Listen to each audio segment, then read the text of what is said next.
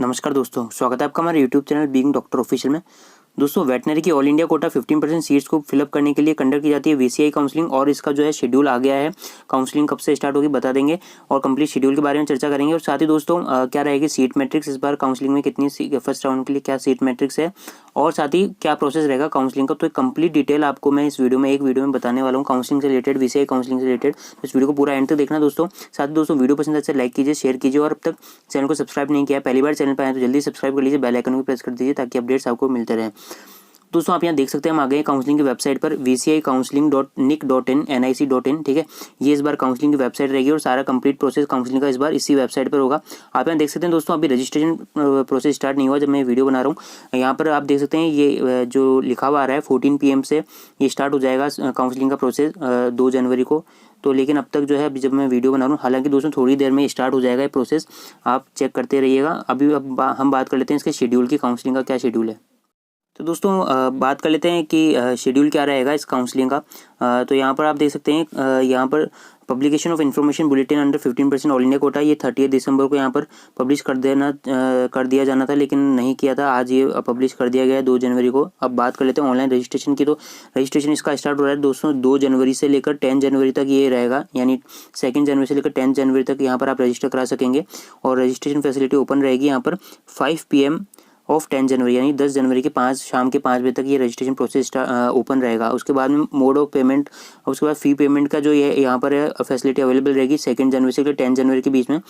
और यहाँ पर जो है पेमेंट आप 5 PM तक कर सकते हैं 10 जनवरी के। ओके, तो यहाँ पर ऑनलाइन मोड रहेगा फीस पेमेंट का। साथ ही दोस्तों आप बता देते हैं प्रोसेसिंग ऑफ सीट अलॉटमेंट यहाँ पर रहेगा 11 जनवरी से लेकर 13 जनवरी तक इसका प्रोसेसिंग रहेगी, सीट अलॉटमेंट प्रोसेस चलेगा। उसके बाद में रिजल्ट आ जाएगा काउंसलिंग का, फर्स्ट राउंड की काउंसलिंग का रिजल्ट आ जाएगा 14 जनवरी को 6 PM, ठीक है ना, शाम को 6 बजे यहाँ पर रिजल्ट आ जाएगा। उसके बाद में reporting by students at allotted college आपको रिपोर्ट करना होगा 15 जनवरी से लेकर 20 जनवरी की, यानी 15 से लेकर 20 जनवरी तक आपको यहाँ पर रिपोर्ट करना है जो भी आपको फर्स्ट राउंड में कॉलेज अलॉट हुआ है। उसके बाद में होगी सेकंड राउंड की। तो सेकंड राउंड का शेड्यूल आप यहाँ देख सकते हैं। Publication of vacant seat matrix, जो भी सेकंड राउंड के लिए जो वैकेंट सीट मैट्रिक्स रहेगी due to non joining non reporting, ठीक है, तो ये पब्लिश कर दी जाएगी 25 जनवरी को। उसके बाद में उसकी प्रोसेस चलेगा 27 से लेकर 28 के बीच में, और इसका रिजल्ट आ जाएगा सेकंड राउंड का 29 जनवरी को 6 PM पे, है ना। उसके बाद रिपोर्ट करना होगा अलॉटेड कॉलेज, उसकी जो डेट है वो है 1 फरवरी से लेकर 5 फरवरी के बीच तक आपको रिपोर्ट करना है अलॉटेड कॉलेज में, जो भी सेकंड राउंड में आपको अलॉट हुआ है कॉलेज। अब मोपअप राउंड की बात करें तो दोस्तों मोपअप राउंड में थोड़ा चेंज हुआ है इस बार, बता देते हैं कहाँ चेंज हुआ है। तो यहाँ पर दोस्तों वैकेंट सीट मैट्रिक्स आ जाएगी मोपअप राउंड के लिए, है ना। मोपअप राउंड का जो वैकेंट सीट मैट्रिक्स रहेगी सेकंड राउंड के बाद में किसी ने नहीं ज्वाइन किया, नहीं रिपोर्ट किया होगा, उसके बाद में कुछ सीट वैकेंट रहेगी तो उसके लिए मोपअप राउंड होगा। 9 फरवरी को यहाँ पर वैकेंट सीट मैट्रिक्स आ जाएगी। उसके बाद रजिस्ट्रेशन, अगर जिन्होंने पहले रजिस्ट्रेशन करा दिया था तो उनको फिर से रजिस्ट्रेशन कराने की जरूरत नहीं रहेगी मोपअप राउंड में, लेकिन जो फ्रेशली मोपअप राउंड में ही पार्टिसिपेट करना चाहते हैं तो वहाँ पर जो है आप रजिस्टर करा सकते हैं। इवन हर राउंड में दोस्तों अगर आप किसी भी राउंड में पार्टिसिपेट करना चाहते हैं तो यहाँ पर फ्रेश रजिस्ट्रेशन की फैसिलिटी ओपन रहेगी। अगर मान लीजिए आपने फर्स्ट राउंड में नहीं कराया तो सेकंड राउंड में आप पार्टिसिपेट कर सकते हैं रजिस्ट्रेशन करा करके, है ना। और मोपअप राउंड में पार्टिसिपेट करना है तो मोपअप राउंड में भी अलग से पार्टिसिपेट कर सकते हैं केवल, है ना, लेकिन आपको रजिस्ट्रेशन कराना होगा हर राउंड में। फ्रेश रजिस्ट्रेशन की फैसिलिटी यहाँ पर ओपन रहेगी। लेकिन जिन भी कैंडिडेट्स ने पहले के राउंड्स में रजिस्टर करा दिया था लेकिन कोई सीट नहीं मिली तो वो है कि नेक्स्ट राउंड में पार्टिसिपेट कर सकते हैं, उनको फिर से रजिस्ट्रेशन कराने की जरूरत नहीं है। तो मोपअप राउंड के लिए भी यही सीन है। बस यहाँ पर आपको चेंज क्या हुआ है देखिए, यहाँ पर है ना मोपअप राउंड के लिए फीस रखी गई है, मोपअप राउंड के लिए फीस रखी गई है, यहाँ सिक्योरिटी मनी आप मान सकते हैं। तो यहाँ पर 20,000 फीस है मोपअप राउंड के लिए जनरल OBC EWS कैंडिडेट्स के लिए, 10,000 फीस है SC ST PH कैंडिडेट्स के लिए। तो ये जो है मोपअप राउंड के लिए फीस रखी गई है जो कि सभी को पे करनी है, यानी कि जिन्होंने फर्स्ट राउंड में सेकंड राउंड में रजिस्ट्रेशन करा दिया था तो उन्होंने केवल रजिस्ट्रेशन फी पेमेंट किया है ना, लेकिन मोपअप राउंड में पार्टिसिपेट कर रहे हैं तो आपको ये सिक्योरिटी मनी जमा कराना ही होगा, डिपॉजिट कराना ही होगा अलग से, तभी आप इसमें पार्टिसिपेट कर सकेंगे। और अदरवाइज जो भी फ्रेश मोपअप राउंड में जो फ्रेशली पार्टिसिपेट कर रहे हैं तो उनको ये दोनों फीस पेमेंट करनी होगी, यानी कि रजिस्ट्रेशन फी जो पेमेंट करनी होगी वो आपको बता दूंगा क्या अमाउंट है आगे इस वीडियो में कि रजिस्ट्रेशन फी का क्या अमाउंट है, और यहाँ पर सिक्योरिटी मनी दोनों जमा करानी होगी मोपअप राउंड में पार्टिसिपेट कर रहे हैं तो, है ना। लेकिन जिन्होंने पहले के राउंड्स में पार्टिसिपेट कर लिया था तो उनको केवल मोपअप राउंड की फीस ही जमा करानी होगी। तो यहाँ पर आप देख सकते हैं 10 से लेकर 11 फरवरी के बीच में आप रजिस्ट्रेशन करा सकेंगे मोपअप राउंड के लिए। और यहाँ पर डिक्लेरेशन ऑफ फाइनल रिजल्ट आ जाएगा मोपअप राउंड का 15 फरवरी को ना। उसके बाद में रिपोर्ट आप कर सकेंगे 16 फरवरी से लेकर 22 फरवरी तक, यानी 22 फरवरी तक आप यहाँ पर रिपोर्ट कर सकेंगे। तो ये बात कर ली हमने मोपअप राउंड के लिए, कंप्लीट शेड्यूल की VCI काउंसलिंग का first second and mop-up round सभी की। अब बात कर लेते हैं दोस्तों रजिस्ट्रेशन फीस क्या रहेगी, ठीक है ना। तो रजिस्ट्रेशन फ़ी आप यहाँ देख सकते हैं, जो आप रजिस्टर कराएंगे तो आपको क्या कितनी पेमेंट करनी होगी, तो यहाँ पर देख सकते हैं 1000 रुपीज़ है यहाँ पर registration fee for general category and transaction charges as applicable. 900 rupees है यहाँ पर दोस्तों EWS एंड OBC कैंडिडेट्स के लिए, 500 रुपीज़ है SC ST and PWD PH candidate transgender candidates in सभी के लिए 500 रुपीज़ यहाँ पर रजिस्ट्रेशन फीस है। और मोपर राउंड के लिए आपको बताई दिया, अगर आप मोपर राउंड में पार्टिसिपेट करें तो आपको अलग से पे करना होगा मोपर राउंड के दौरान। वो जो फीस है मोपर राउंड की आपको बता दिया मैंने 20,000 and 10,000 rupees as per category, ये आपको अलग से पे करना होगा मोपर राउंड में अगर आप पार्टिसिपेट करना चाहते हैं तो। फर्स्ट एंड सेकंड राउंड में ये 10,000 एंड 20,000 रुपीज़ आपको पे नहीं करना होगा, केवल रजिस्ट्रेशन फीस से काम चल जाएगा। लेकिन मोपर राउंड के लिए यहाँ पर रखी गई है सिक्योरिटी मनी। तो ये बात करिए हमने रजिस्ट्रेशन फ़ी की। अब बात कर लेते हैं दोस्तों सीट मैट्रिक्स की, कितनी सीट्स अवेलेबल है फर्स्ट राउंड के लिए। हालांकि दोस्तों ये टेंटेटिव है, यानी अगले राउंड में हो सकता है कुछ सीट्स ऐड हो जाए, कुछ कॉलेजेस ऐड हो जाए इस लिस्ट में। तो दोस्तों यहाँ पर जो है फर्स्ट राउंड के लिए यहाँ पर सीट मैट्रिक्स अपलोड कर दी गई है वेबसाइट पर भी, और आप यहाँ पर देख भी सकेंगे इस लिस्ट में, कॉलेज वाइज भी देख सकेंगे, अपनी कैटेगरी वाइज सीट मैट्रिक्स देख सकेंगे, डिफरेंट कॉलेज में स्टेट वाइज भी यहाँ पर दे रखा है, ठीक है। तो ये जो है सीट मैट्रिक्स वेबसाइट पर भी अपलोड कर दी गई है, मैं अपने जो है टेलीग्राम चैनल पर भी डाल दूंगा, ज्वाइन कर लेना आप, लिंक डिस्क्रिप्शन में है टेलीग्राम चैनल का। आपको बता देता हूँ टोटल सीट्स कितनी है, आप यहाँ देख सकते हैं।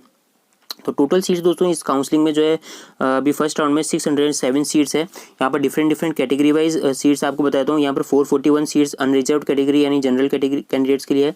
23 सीट्स यहाँ पर रहेगी जनरल PH कैंडिडेट्स के लिए, और 4 सीट्स यहाँ पर अवेलेबल है OBC कैंडिडेट्स के लिए, एंड 86 सीट्स यहाँ पर रिजर्व्ड है SC कैंडिडेट्स के लिए, 4 सीट्स यहाँ पर SC PH कैंडिडेट्स के लिए, 43 सीट्स यहाँ पर जो है ST कैंडिडेट्स के लिए रिजर्व्ड है, और 2 सीट्स यहाँ पर जो है ST कैटेगरी के PH कैंडिडेट्स के लिए रिजर्व्ड है, और 4 सीट EWS कैंडिडेट्स के लिए रिजर्व्ड है। तो ये जो है डिफरेंट कैटेगरी वाइज आप यहाँ पर देख सकते हैं सीट मैट्रिक्स, फर्स्ट राउंड की सीट मैट्रिक्स है ये।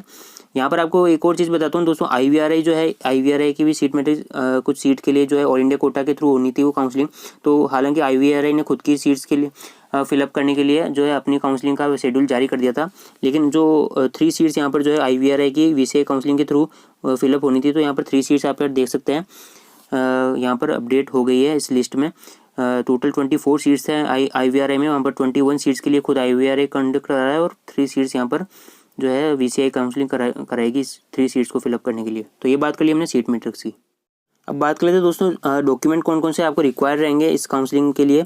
जब आप रिपोर्ट करेंगे वहाँ पर कॉलेज में, जो भी कॉलेज आपको अलॉट हुआ है, तो आप यहाँ देख सकते हैं यहाँ पर allotment letter, copy of allotments of seat by VCI under 15% all India, यानी आपको अपना अलॉटमेंट लेटर जो है वो डाउनलोड कर लेना है, जब जो आपको सीट अलॉट हुई है वो लेकर जाना होगा। साथ ही दोस्तों एडमिट कार्ड नीट का आपको लेकर जाना होगा, रैंक कार्ड जो स्कोर कार्ड होता है नीट का वो ले जाना होगा, नीट 2020 का। उसके बाद आधार कार्ड आपका जो है वो ले जाना होगा, Aadhaar card, voter ID, ration card, इनमें से कोई सा भी डॉक्यूमेंट आप ले जा सकेंगे आइडेंटिटी प्रूफ के लिए।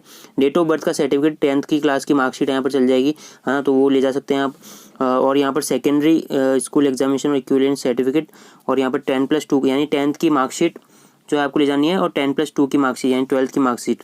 यहाँ पर 10+2 का सर्टिफिकेट, आजकल कंफ्यूज होने की जरूरत नहीं है दोस्तों, मार्कशीट एंड सर्टिफिकेट दोनों आजकल कंबाइंड आते हैं। तो कई इंस्टीट्यूट्स में कई स्टूडेंट कंफ्यूज हो जाते हैं कि यार सर्टिफिकेट अलग से मेरे को तो नहीं मिला। तो दोस्तों कई मार्कशीट में जो है सर्टिफिकेट साथ ही रहता है, कहीं कहीं जो है डिफरेंट अलग अलग देते हैं, ठीक है ना। तो ये जो है 10+2 का सर्टिफिकेट एंड मार्कशीट दोनों ले जानी है, सेकेंडरी स्कूल का एग्जामिनेशन का सर्टिफिकेट और मार्कशीट दोनों, है ना।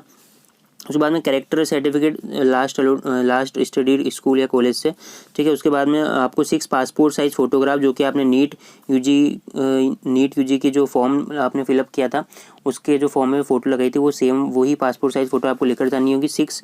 And in case of OCI PIO candidates ही, ठीक है ना। तो यहाँ पर आपको अपने अकॉर्डिंग, अगर आप बाहर के कैंडिडेट फॉरेन के, तो यहाँ पर आपको जो है अपने अकॉर्डिंग डॉक्यूमेंट ले जाना होगा। और साथ ही जो आप अगर किसी रिजर्व कैटेगरी से बिलोंग करते हैं तो आपको अपने कास्ट का सर्टिफिकेट ले जाना होगा, यानी अगर आप EWS SC ST OBC reserve category तो आपको जो है वहाँ पर एज पर आपको अपनी कैटेगरी वाइज डॉक्यूमेंट ले जाना होगा, सर्टिफिकेट ले जाना होगा। तो ये बात कर ली हमने डॉक्यूमेंट्स की। अब बात करें दोस्तों काउंसलिंग के प्रोसीजर की, तो यहाँ पर जो दोस्तों आपको बताता हूँ, आप काउंसलिंग में पार्टिसिपेट करने से पहले इसका इन्फॉर्मेशन बुलेटिन जो इसकी वेबसाइट पर अपलोड कर दिया गया उसे जरूर पढ़ लें, उसमें अपनी एलिजिबिलिटी क्राइटेरिया वगैरह देख लें, है ना। उसको फुलफिल करता हो तभी आप इसमें रजिस्टर करा सकेंगे, काउंसलिंग में पार्टिसिपेट कर सकेंगे। जो भी आपके जो एलिजिबिलिटी क्राइटेरिया वो अपने अकॉर्डिंग कैटेगरी के अकॉर्डिंग देख लें।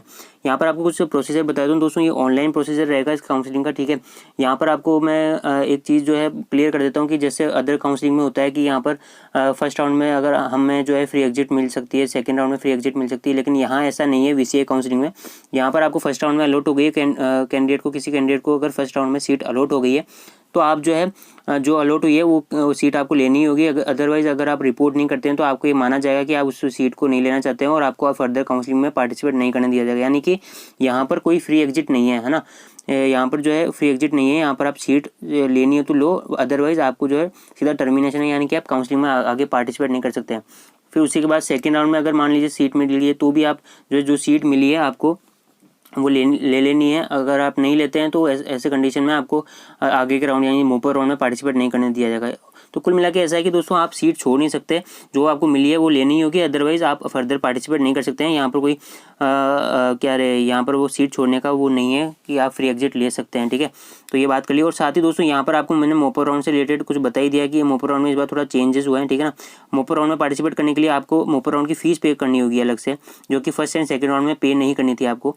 मोपर राउंड में आपको पे करनी होगी 20,000 and 10,000 as per your category, आपको मैंने बता ही दिया। तभी आप जो है मोपर राउंड में पार्टिसिपेट कर सकेंगे। इसमें जो है वही कैंडिडेट पार्टिसिपेट कर सकते हैं जिनको पहले के राउंड में किसी भी राउंड में सीट नहीं मिली है। तो ये बात कर ली अपने मोपर राउंड के लिए। नेक्स्ट यहाँ पर दोस्तों अगर आपको सीट मिल जाती है किसी भी राउंड में तो आपको जो है यहाँ पर दे रखा है कि आपको संबंधित जो भी आपको जो कॉलेज मिला उसके नोडल ऑफिसर से यहाँ पर जो है कांटेक्ट कर लेना है रिगार्डिंग फीस वगैरह, ठीक है ना। और जो जिस भी इंस्टीट्यूट को आप फिल कर रहे हैं उसकी जो है फीस वगैरह देख सकते हैं आप प्राइवेट, क्योंकि कुछ जो है यहाँ पर 5 कॉलेजेस फर्स्ट राउंड में प्राइवेट हैं, तो प्राइवेट की फीस वगैरह आप देख लें एक बार, है ना। संबंधित इंस्टीट्यूट से बात कर लें, कॉन्टैक्ट कर लें और उसकी वेबसाइट पर विजिट कर लें ताकि आप फीस वगैरह की डिटेल ले लें, ठीक है। उसके बाद में अगर कैंडिडेट फेल यहाँ पर लिख रखा है, मैंने आपको बता दिया, अगर if candidates fail to report the allotted college within the stipulated time, seat allotted to the candidate shall be cancelled and the same shall be allotted to the other candidate during the next round of counselling. यानी कि अब अगर आपने report नहीं किया तो आप जो है वो कैंसिल हो जाएगी आपकी सीट और वो किसी और कैंडिडेट को अलॉट कर दी जाएगी नेक्स्ट राउंड में। आप पार्टिसिपेट नहीं कर सकते हैं नेक्स्ट राउंड में, यानी कि जो सीट आपको अलॉट हुई है वो आपको लेनी होगी। और साथ ही दोस्तों ये नोडल ऑफिसर की यहाँ पर जो है लिस्ट दे रखी है वेबसाइट पर, ठीक है ना। आप वो देख लेना, जो भी आपको कॉलेज अलॉट हुआ है उसके नोडल ऑफिसर से आपको कांटेक्ट करना होगा रिपोर्टिंग के टाइम, ठीक है। तो आप ये इस बात का ध्यान रखें। तो मैंने कंप्लीट आपको डिटेल दे दी है VCI काउंसलिंग के रिगार्डिंग। तो फिलहाल दोस्तों वीडियो पसंद आए तो लाइक कीजिए, शेयर कीजिए और चैनल को सब्सक्राइब नहीं किया तो जल्दी सब्सक्राइब कर लीजिए। फिलहाल दोस्तों वीडियो में इतना ही, मिलते हैं अगले वीडियो में, तब तक के लिए जय हिंद।